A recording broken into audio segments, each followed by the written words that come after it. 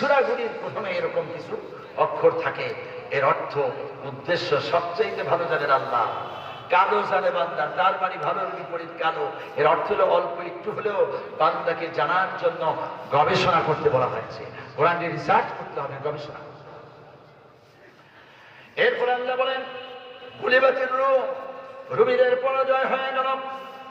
সেই দিন বেশি দূরে নয়, তাদের বিজয় আসবে। যারা ছিল নিম্নভূমিতে, এই বিশ্বলোকে যা হয় আল্লাহ পাকের হুকুমে একদিন আসবে, মোমেনগণ হাসবে। এই কথাটা আমার হলো মূল প্রতিপাদ্য বিষয়।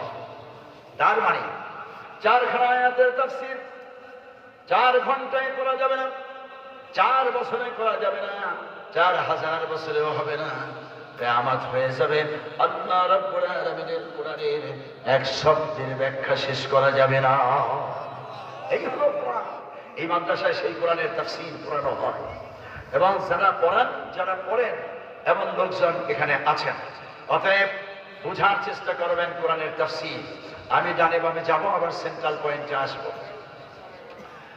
কি দাঁড়ালো, আমি তর্জমা করতে করতে একটা জায়গায় যে বললাম একদিন আসবে, মোমেনগণ হাসবে। এই কথাটা শুনে মনে হলো কোনো কাব্য, কোনো ছন্দ, কোনো ভাব, কোনো ব্যঞ্জনা, কোনো সাহিত্য, এমনটি মনে হয়েছে। না, এটা কোনো যোজনা না, এটা কোনো কাব্য সাহিত্য নয়, এটা সাধারণ কোনো কাব্য সাহিত্য নয়, মানবের রচিত কোনো কাব্য সাহিত্য না। নিঃসন্দেহে একটি সাহিত্য থেকে সেটা এসেছে, সেটা হলো তামাম জাহানের মালিক আল্লাহ পাকের কোরআন।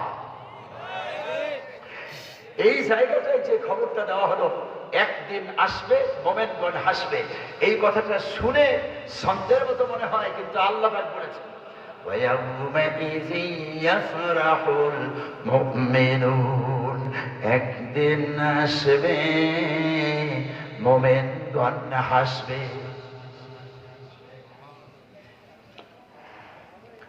সম্মানিত বন্ধুগণ, এখান থেকে তাফসীর করতে যে এখন কোরআনের বিভিন্ন ইতিহাস সামনে এসে হাজির হয়েছে। এটা নেপথ্যে একটি দিনের কথা এমন না, পৃথিবীতে যুগে যুগে বিভিন্ন সময় হয়, সেই সময় মোমেনেরা হাসে। আচ্ছা বলুন তো, হাসার আগে কিছু দুঃখ কষ্ট হয় কি হয় না? সুখের আগে দুঃখ আছে, আনন্দের আগে অবশ্যই কষ্ট আছে। ভালো কোনো সুখবরের আগে দুঃখের খবর থাকতেই পারে। আমার বন্ধুগণ, এমনটি মোমেনের জন্য পৃথিবীতে অনেকবার হয়েছে। দুঃখের পরেই বদরের ময়দানে মোমেন হেসেছে, দুঃখের পরেই উহুদে হেসেছেন, দুঃখের পরেই খন্দকে হেসেছেন, তাবুকে হেসেছেন, বিদায় হজ্জের ভাষণে হেসেছেন, হযরতে আবু বকর ওমর ওসমান আলী রাদিয়াল্লাহু তাআলা আনহুদের আমলে হেসেছেন। একটার পরে একটা দুঃখ হয়, 2 দিন 5 দিন 6 দিন 9 দিন, 6 বছর 9 বছর, 30 বছর 15 বছর, অনেক দুঃখ হতে পারে। তারপরে মোমেনের জন্য হাসির খবর আসে। সেই হাসির খবরের ব্যাপারে আপনাদের কাছে প্রশ্ন করতে চাই। বলুন দেখি, এই দুনিয়ার মানুষ রক্ত দেখে কাঁদে নাকি হাসে? রক্ত দেখে কাঁদে। লাশ দেখে কাঁদে না হাসে? লাশ দেখে কাঁদে। গুলি দেখে, বোমা দেখে হাসে না কাঁদে? কিন্তু আমরা এখন 25 সাল 2024-এর 5ই আগস্টে দেখলাম লাশের মধ্যেও হাসে, রক্তের মধ্যেও হাসে, আবার প্রচুর গুলি আসতেছে, তার ভিতরেও মোমেন হাসে। বাংলাদেশের মোমেন এই একদিন একটু কেন যেন হাসলো। হাসিটা আপনারা দেখেছেন কিনা? আমি সেই দিন অনলাইনে বসে থেকে দেখলাম যে গুলি খায়, তারপরে হাসে। আল্লাহ পাক 5ই আগস্টের কথা যে কোরআনে বলে রেখেছে, এটা আমি জানতাম না। সেই দিনের পর থেকে ভাবলাম যে কোরআন তো সবই বলেছে, এটা একটু গবেষণা করে দেখি পাই কিনা। পেয়ে গেলাম। যাই হোক, এখান থেকে সামনে চলি। অনেক বন্ধুগণ, মোমেনের হাসিটা অনেক কষ্টের মধ্যেও হয়। মানুষের চোখে কষ্ট দেখা যায়, কিন্তু হয়তো মোমেন সেটাখানে কষ্ট পায় না। যেমনটি এই আয়াতের তাফসীরে, এই কথার তাফসীরে কোরআন কথা বলেছেন, ওয়া লিয়া লা আ'বুদুল্লাযী ফাতারানি ওয়া ইলাইহি তুরজাউন আ'তাখিযু মিন দূনিহি আলিহাতান ইন ইউরিদনি রাহমানু বিদুররিন لا تغني عني شفاعتهم شيئا ولا ينقذون إني এখানে আলেম ওলামা নাই, এটা আলেম ছাড়াও জানে। এটা সূরা ইয়াসিনের আয়াত, 23 পারার প্রথম আয়াত থেকে আমি তেলাওয়াত করতেছি। আমার সাথে পড়লে গুনাহ হবে নাকি? কোরআন করলে কি হয়? সওয়াব হয় না গুনাহ হয়? এই কথা যদি বুঝি তাহলে পরে কোরআন তো পড়তে হয়। আমার সাথে পড়বেন, শয়তান পালায় চলে যাবে, কোরআনের মহব্বত পরিচয়ের ভিতরে তৈরি হবে। কোরআনের মহব্বতের কথাটা বলতে যে আর একটা কথা সামনে চলে আসলো, আবার তেলাওয়াত করবে, এখানে আসবো। সেটা হলো কোরআনকে মহব্বত করলে মানুষের যে কি সুবিধা হয়। 2 জন হাফেজ খতম তারাবি পড়াবো। আপনাদের এই অঞ্চলে খতম তারাবি আছে? খতম তারাবি শেষে 2 হাফেজ পাশেই খাবার খেয়েছে, নিজেদের বাড়ির দিকে রওনা করেছে। একটা জঙ্গলের পর আস্তে আস্তে হেঁটে হেঁটে যাচ্ছে। অর্ধেক পথে গেলেই পুলিশের একটা টহল গাড়ি সামনে এসে ধাপ্পাস করে থামছে। পুলিশ ভাই থাকলে রাগ করেন না, আপনার বিরুদ্ধে কোনো কথা না। পুলিশের টহল গাড়ি তো রাত্রিতে টহল দিবেই, সেটা আমাদের ভালোর জন্যই দেয়।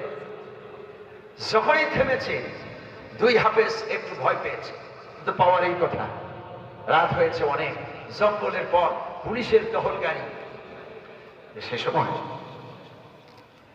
দারোগা সাহেব লাফ দিয়ে নামলেন, 3 জন কনস্টেবল নেমেছে, সালাম জানিয়েছেন, আসসালামু আলাইকুম, হুজুর কেমন আছেন? হাফেজটা তো আর জানে না হুজুর বসে, জামা টুপি আছে। ওনারা বলছেন আলহামদুলিল্লাহ। পুলিশ কিন্তু সবসময় মিষ্টি মিষ্টি কথা বলে, কথার ফাঁকে যদি পেশ পাওয়া যায় কায়দা করে সাইজ করে মামলা দেয়। এটা একটা প্রশিক্ষণ তাদের, হুটহাট করে তারা রাগ হয় না। আপনি চেঁচামেচি করবেন, ও ঠান্ডা মস্তিষ্কে। 2 হাফেজ তারা পুলিশের প্রশ্নের জবাব দেওয়া এত সহজ না, অনেক বিজ্ঞজনেরই পারে না। এই সময় পুলিশ প্রশ্ন করছে কিছু 2 হাফেজকে, প্রশ্নের জবাবটা একটু এলোমেলো হয়ে গেছে। কারণ সারাদিন রোজা থেকেছে, ক্লান্ত, ইফতার করেছে ক্লান্ত, তারাবি পড়াইছে ক্লান্ত, খাবার খেয়েছে, শরীরটা ছেড়ে দিয়েছে। হয় না এরকম আমাদের? সেই সময় কোন কথা থেকে কোন কথা বলে ফেলছে ওরা নিজেরাও জানে না। আর পুলিশের দরকারি হলে একটা পেশ লাগা। তা পেশটা যখন লেগে গেছে, 2 হাফেজকে গাড়িতে উঠেছে, থানায় নিয়ে গেছে, গাড়োতে ঢুকেছে, তালা মারছে। দারোগা সাহেব ওসির রুমে যেয়ে বলছে, স্যার জঙ্গি 2টা পাইছি, মামলা দাও। যখন বলছে মামলা দাও, তখন এই কথাটা 2 হাফেজের কানে আসছে। সর্বনাশ, কিসের খতম তারাবি? জঙ্গি মামলায় জীবনটাই তো শেষ হয়ে যাবে। চিন্তা পড়তে চিন্তা হয় কি হয় না? বলে হয়ে গেল মারাত্মক চিন্তা। 2 হাফেজ খুব টেনশন, কি করা যায়। এই সময় আবার জঙ্গি ধরার তুফান। বাংলাদেশে একটা সময় ছিল না, নুরানি মাদ্রাসা, ফুরকানিয়া মাদ্রাসা, মক্তব, কওমি, আলিয়া, হুজুর, জামা, টুপি মানে জঙ্গি। আর জঙ্গি ধরে মামলা দিতে পারলে পুলিশের র্যাঙ্ক বাড়ে। এই জন্য 2 হাফেজ পাওয়া গেছে, জঙ্গি মামলা একটা হবে, কিছু হলেও উন্নতি হবে। 2 হাফেজ চিন্তায় পড়লো কি করা যায়। 1 হাফেজের বুদ্ধিটা একটু বেশি, উনি চিন্তা করলেন যে আরো অনেক প্রশ্ন হবে, আমরা এলোমেলো কিছু জবাব দিয়েছি, সে কারণেই বিপদে পড়েছি, এখন জবাব দিতে হবে একটাই। ওকে বলছে যে ভাই তুমি যেটা বলবা একটাই বলবা, আর আমিও যেটা বলবো একটাই বলবো। সেটা কি বলবো? বলছে যে কোরআনের মধ্যে সূরা আন-নূরের 35 নম্বর আয়াতের মধ্যে আছে আছে না সেখানে? হাফেজ বলেন, আল্লাহু নূরুস সামাওয়াতি ওয়াল আরদি মাসালু নূরিহি কামিশকাতিন ফিহা মিসবাহ المصباح في زجاجة الزجاجة كأنها كوكب دري يوقد من شجرة مباركة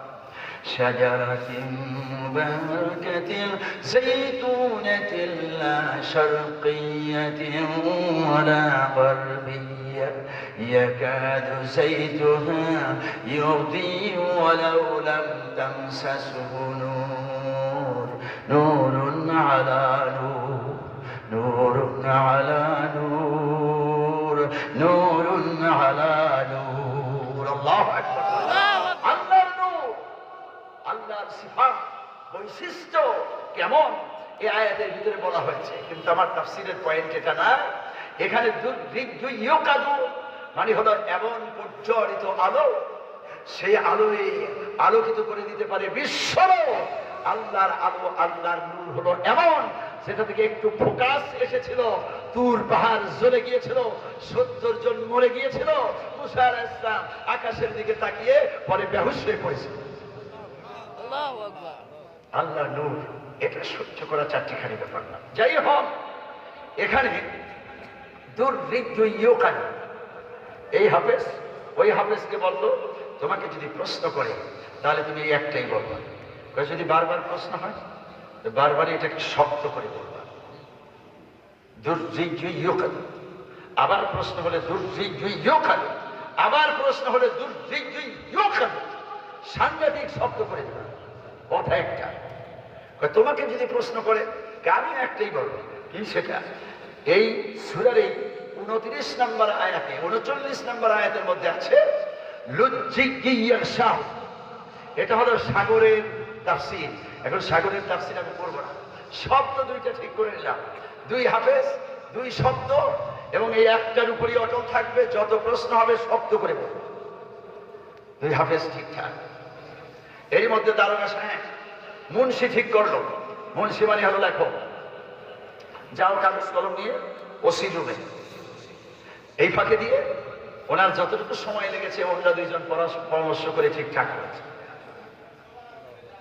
আসছে চাবি নিয়ে হাফেজ খুললো তারা বলল হুজুর আসেন আসছে ওসি বসে আছে ওই টেবিলের সামনেই দুই হাফেজকে দাঁড়া করেছে এইখানে দারোগা এইখানে এবার দারোগা প্রশ্ন করছে এই এখন আর আপনি না এখন হুজুর না তুমি এই তোমার নাম কি বলছে কি বলো ঠিক করে বলো নাম কি বলছে ওসি নড়ে চড়ে বসছে এমনটা তো জীবনে শুনিনি বাংলায় নাই ইংরেজিতে নাই উর্দুতে নাই কোথেকে আসবে আজিব নাম তো আবার প্রশ্ন করেছে ঠিকঠাক করে বলো তো কি বলছে ওসি বলছে এই ওনাকে বাদ দাও ওনাকে প্রশ্ন করো তাকে প্রশ্ন করছে এই তোমার নাম কি বলছে বলে কি এমনটা তো দাদার বয়সেও শুনি বাবার বয়সে বলো তো ঠিকঠাক করে বলছে যত প্রশ্ন করে তত সব ওসি দাঁড়ায় দারোগাকে খোঁচা মারছে আসো অন্য রুমে নিয়ে গেছে বলছে এই দারোগা কিছু বোঝো স্যার বুঝি না তো এই জন্যই তো দারোগা রয়েছে ওসি হইতে পারো না বলছিল তো ওসি হইতে ইন্সপেক্টর হইতে কোথেকে আনছো বলছে অমুক জঙ্গল থেকে আনছি এই জন্যই তো বোঝো না জঙ্গল থেকে দুইজন জঙ্গি ধরে আনছো নামের ঠেলায় কিছু বোঝো না এই দুইজন কি মানুষ এই দুইজন তো হলো জিন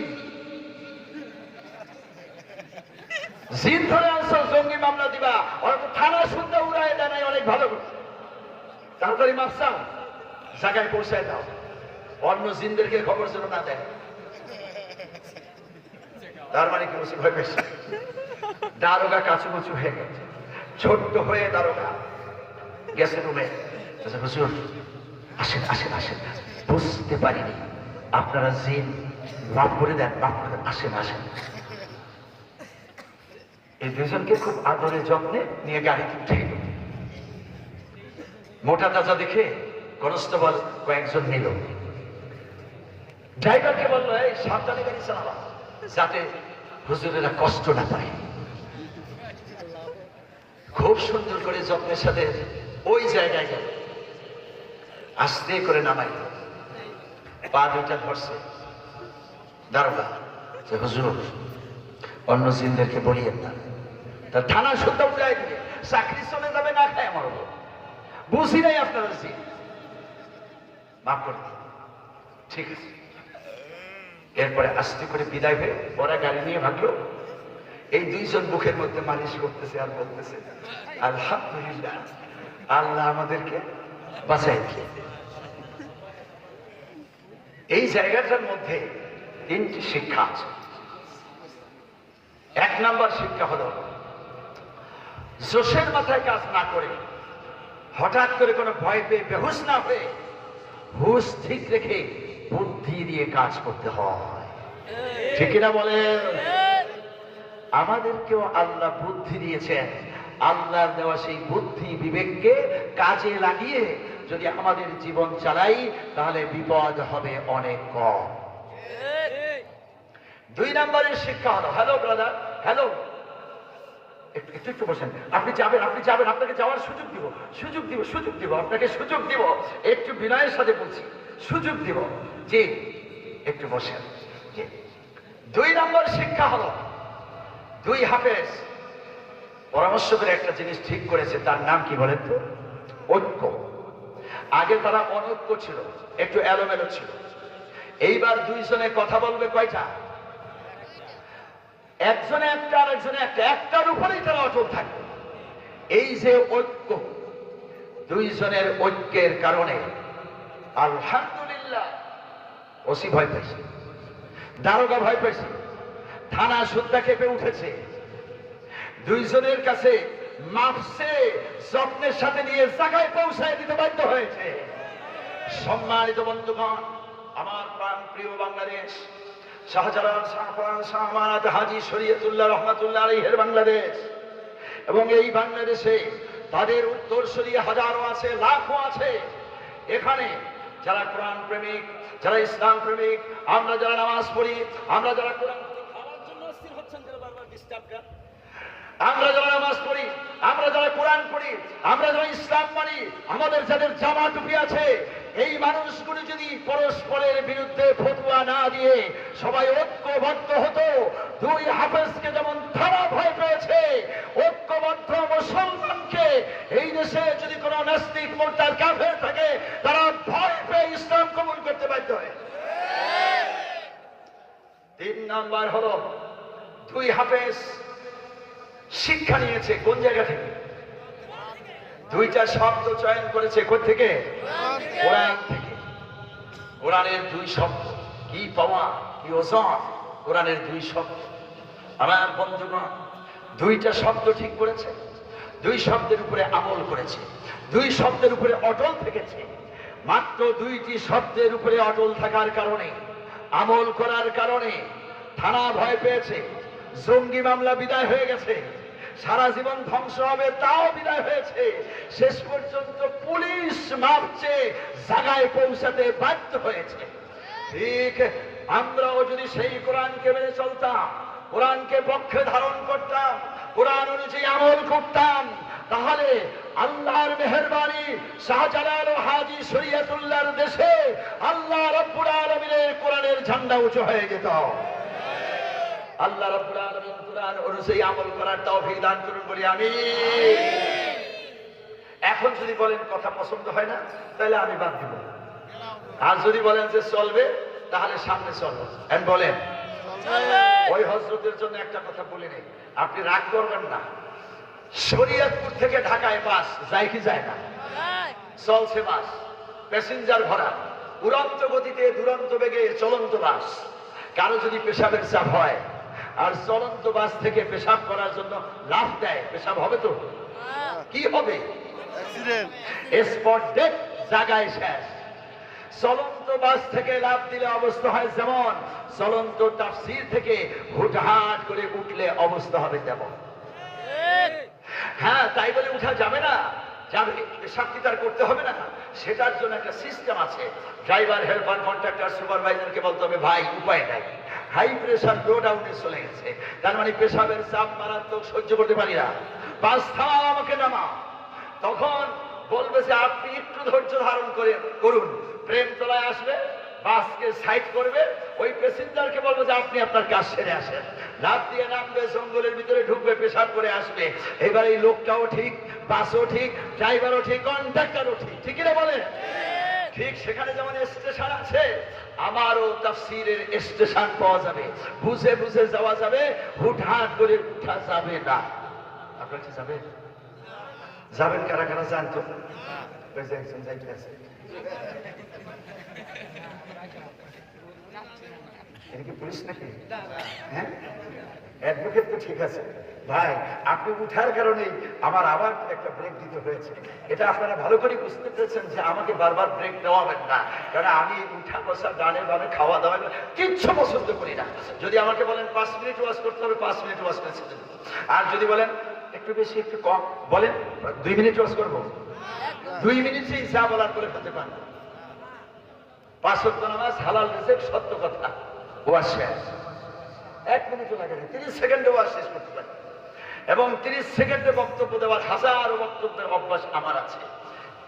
28টা বছর ধরে টেলিভিশনে কথা বলি তো। যাই হোক, এখন বলতে চেয়েছি যে ওই ভদ্রলোক একজন আলেম মানুষের মতোই মনে হচ্ছে। আপনার সাথে যদি বেয়াদবি হয়ে থাকে মনে কষ্ট নিয়েন না, আপনাকে দিয়ে কিন্তু কোরআনের ওয়াজও আছে, সেই ওয়াজ এখন ঢুকলে আবার তাফসীর আর একদিকে লঙ্ঘন হয়ে যাবে। সেই আয়াতটা শুধু বলে দেন।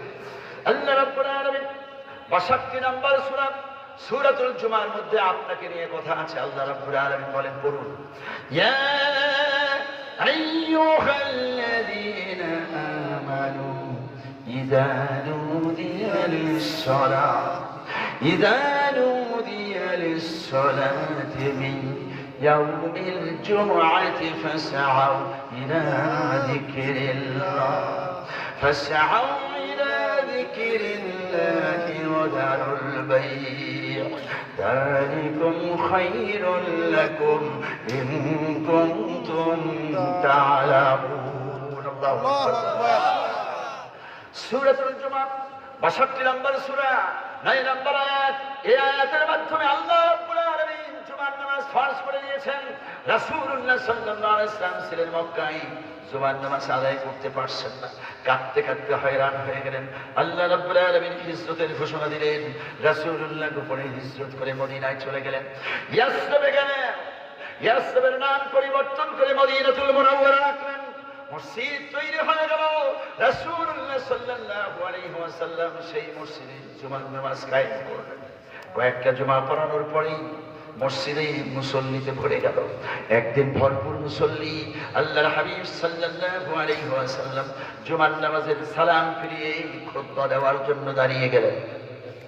বর্তমানে খুতবা হয় আগে না পরে? ঈদের নামাজে খুতবা হয় আগে না পরে? ঈদের নামাজে যেমন পরে, জুমার নামাজেও ছিল পরে। এখন যে শানে রাসূল বলতেছি, এটাকে কেন্দ্র করেই পরের খুতবাকে আগে আনা হয়েছে। ইন্টারেস্টিং ফ্যাক্ট, কিন্তু বলার সময় হবে না, সংক্ষেপে বলছি। আল্লাহর হাবিব সাল্লাল্লাহু আলাইহি ওয়াসাল্লাম খুতবায় দাঁড়ালেন। এই সময় রাসূলের কণ্ঠ নিঃসৃত, মুখ নিঃসৃত চমৎকার বাণীগুলো বেরিয়ে আসতেছে। সাহাবায়ে কেরাম চাতকের মতো শুনতেছেন। একটি পর্যায়ে খুতবা চলন্ত অবস্থায় সিরিয়া থেকে একটা ব্যবসায়ী কাফেলা আসলো, মসজিদের বাহিরে দাঁড়িয়ে গেল, হাক ঢাক মারলো, কার দরকার নিয়ে যাওয়া আটা, যা, তেল, পেঁয়াজ, মরিচ, আগে আসলে আগে পাবা, না আসলে না পাবা। পিছন থেকে একজন সাহাবী চিন্তা করলেন, আমার পেটে প্রচন্ড ক্ষুধা, বাসায় খাবার নেই, আমি যদি এই সময় উঠে যাই খাবার কেনার জন্য, এটা কোনো দোষ হবে না। এটা তার গবেষণা। সাহাবীর গবেষণাকে ভুল করা যাবে না, সাহাবীর দোষ ধরা যাবে না। সাহাবী খাবার কেনার জন্য চলে গেছে। ওনাকে দেখে এখান থেকে একজন, ওখানে আবার আর একজন, এইভাবে করে করে সাহাবায়ে কেরাম উঠা শুরু করলেন। এটা ওয়াজেও হয়, পুঁটি মাছের মধ্যে হয়। পুঁটি মাছ যদি একটা লাভ দেয়, একটা 10টা লাভ হয়। পাখি যদি একটা উড়াল দেয়, তাহলে 50টা উড়াল দেয়। কি সঠিক না বেঠিক? মানুষ যদি ওয়াজের মধ্যে একজন উঠে যায়, তাহলে 3 জন 5 জন 7 জন 10 জন করে উঠতেই থাকবে। শেষ পর্যন্ত হুজুর যদি চোখ বন্ধ করে ওয়াজ করে, মাইকেলা ছাড়া কেউ থাকবে।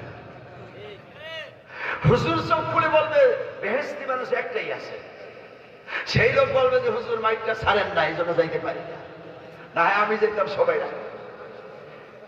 ঠিক এটা মানুষের তবিয়ত। উঠে সাহাবায়ে কেরাম উঠেছেন, এটা তাদের কোনো দোষ নয়, গবেষণা। আমার বন্ধুগণ, উঠতে উঠতে প্রায় সব সাহাবী চলে গিয়েছেন, মাত্র 10 জন সাহাবী চুপচাপ করে বসে থেকেছেন। এদের পেটের ভিতরেও ক্ষুধা ছিল, এদেরও বাসায় খাবারের প্রয়োজন ছিল, কিন্তু তারা চিন্তা করলেন আমার বাসায় খাবারের প্রয়োজন যত বেশি, আমার জীবনের দাম যত বেশি, রাসূলুল্লাহর মুখের ভাষণের দাম তার চেয়ে কোটি কোটি গুণ বেশি। চামড়া চলে যেতে পারে, মাংস চলে যেতে পারে, জীবন চলে যেতে পারে, তবু রাসূলুল্লাহকে রেখে যাওয়া যাবে না। আল্লাহু আকবার বলেন। এজন্য 10 জন সাহাবী রাসূলুল্লাহর মহব্বতে বসে থেকেছেন। এই মহব্বতে কি হয়, মহব্বত নিয়ে আমার একটা ওয়াজ আছে, সেটা পরে বলবো, এখনকার কথাটা শুনেন। 10 জন সাহাবী খুতবার শুরু থেকে শেষ পর্যন্ত শুনলেন। শেষ পর্যন্ত রাসূলুল্লাহ খুতবা শেষ করে যখন মাটিতে পা রাখলেন, সাথে সাথে জিবরিল আমিন হাজির হয়ে গেলেন। সালাম জানিয়ে বললেন, ইয়া রাসূলুল্লাহ বুশরা লাকুম ওয়া বুশরা সাহাবাকুম, আপনার জন্য সুসংবাদ, আপনার সাহাবীদের জন্য সুসংবাদ। You have good news and your company, আপনার জন্য আপনার সাহাবীদের জন্য সুসংবাদ আছে। রাসূল বলেন শাহাদা, সেটা কি? বললেন, ইয়া রাসূলুল্লাহ, যে 10 জন সাহাবী প্রথম থেকে শেষ পর্যন্ত খুতবা শুনেছেন, আল্লাহ রাব্বুল আলামিন তাদের প্রতি খুশি হয়ে জান্নাতের সুখবর পাঠিয়ে দিয়েছে। আর আসতে বলে সুবহানাল্লাহ, সুবহানাল্লাহ। ও আসতে বললে জোরে হয়। চিংড়ি মাছের মতো, চিংড়ি মাছ সামনে দৌড়ায় যত বেশি, পিছনে দৌড়ায় তার চেয়ে বেশি। কারণ কি জানেন? চিংড়ি মাছের মাথায় আছে মগজ, মগজের উপরে আছে একটা কালো বস্তু, কিনা ব্ল্যাক স্টোন, কালো পায়খানা। এটা তো ওখানে থাকার কথা না। সকল প্রাণী এই কালো পায়খানা বা পায়খানা থাকে লো রোডে, আপার রোডে না। সকল প্রাণী এটা থাকে ব্যাক সাইডে, ফ্রন্ট সাইডে না। কিন্তু চিংড়ি মাছের সেটা উঠে গেছে সামনে, মগজের উপরে উঠার কারণে সামনে দৌড়ায় যত বেশি, পিছনে দৌড়ায় তার চেয়ে বেশি। ঠিক আমাদের দেশে এরকম কিছু নাস্তিক আছে, মোরতাদ আছে, আল্লাহ মানে না, রাসূল মানে না, কোরআন মানে না, হাদিস মানে না, আল্লাহর বিরুদ্ধে কথা কয়। এমন মানুষগুলো আল্লাহর পথে দৌড়ায় যত বেশি, জাহান্নামের পথে দৌড়ায় তার চেয়ে বেশি। আল্লাহর পথে দৌড়ায় যত বেশি, শয়তানের পথে দৌড়ায় তার চেয়ে বেশি। আল্লাহর পথে দৌড়ায় যত বেশি, নিজেদের ধ্বংস করার পিছনে দৌড়ায় তার চেয়ে বেশি। আল্লাহ হেদায়েত করুন, আল্লাহ হেফাজত করুন। এখন অবশ্য তাদেরকে আমরা খুঁজি পাই না, টর্চ লাইট দিয়ে খুঁজে পাওয়া যায় না। যাই হোক, 10 জন সাহাবী জান্নাতের সুখবর পেয়েছেন, আলহামদুলিল্লাহ বলেন। আরো জোরে আলহামদুলিল্লাহ। এই জন্যই চলে সারা পৃথিবীতে 800 কোটিরও বেশি মানুষ আছে, 200 কোটিরও বেশি মুসলমান আছে। একজন মুসলমান বুকে হাত দিয়ে বলতে পারবে আমি জান্নাতি? মক্কা শরীফের ইমাম সাহেব ডক্টর আব্দুর রহমান সুদাইস বলতে পারবে না, বরং চোখের পানি ছেড়ে দিয়ে বলবে যে আল্লাহ আমাকে মাফ করো, আমার জন্য জাহান্নামের কোন জায়গাটা যে রেডি হয়ে আছে আমি বুঝি না।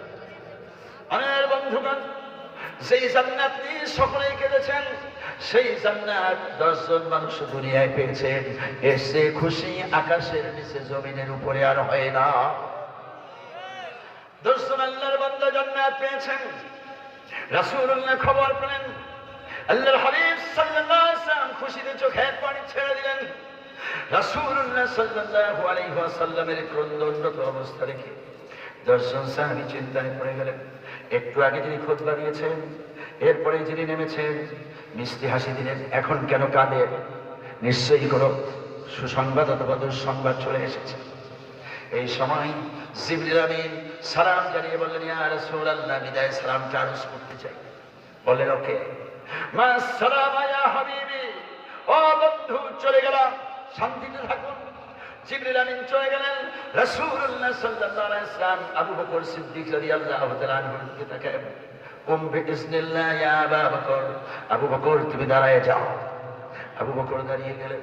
রাসূলুল্লাহ দুইটা বাহু ধরে কলিজার সাথে মিশিয়ে মুখের মধ্যে চুমুকে বললেন, আবু বকর, এইমাত্র আল্লাহ পাক খবর পাঠিয়েছেন তুমি জান্নাতি।